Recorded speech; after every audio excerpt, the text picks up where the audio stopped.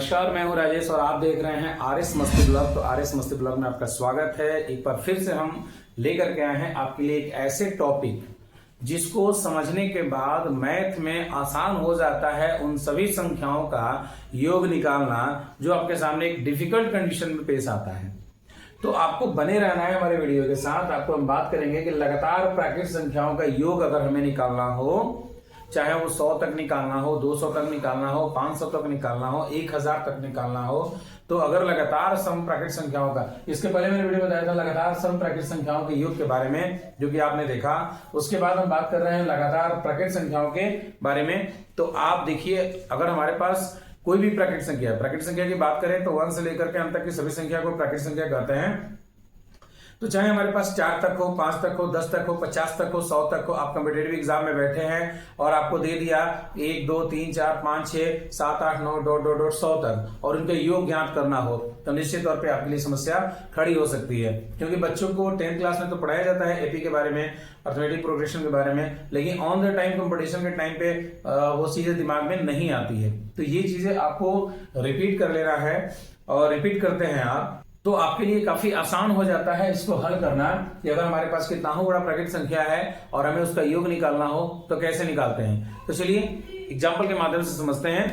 मान लीजिए एक फॉर्मूला है n इंटू एन प्लस 1/2 और हमारे पास क्वेश्चन है कि 1 2 3 4 5 ये है और हमें पता करना है कि इसका योग क्या होगा।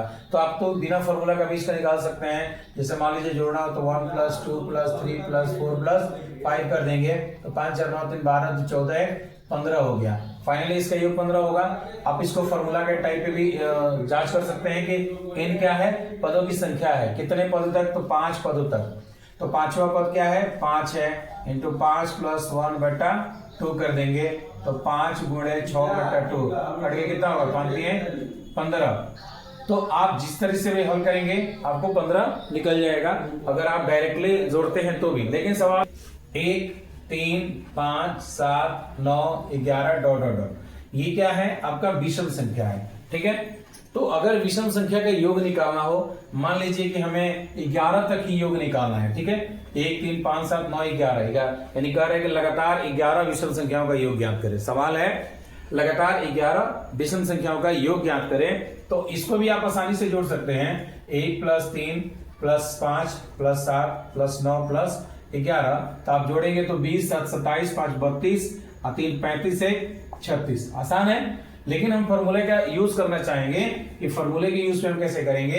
यहाँ पे n बराबर आपका 11 हो जाएगा क्योंकि कह रहा है 11 पदों तक लगातार विषम संख्याओं के लगातार 11 विषम संख्याओं का योग ज्ञात करना है।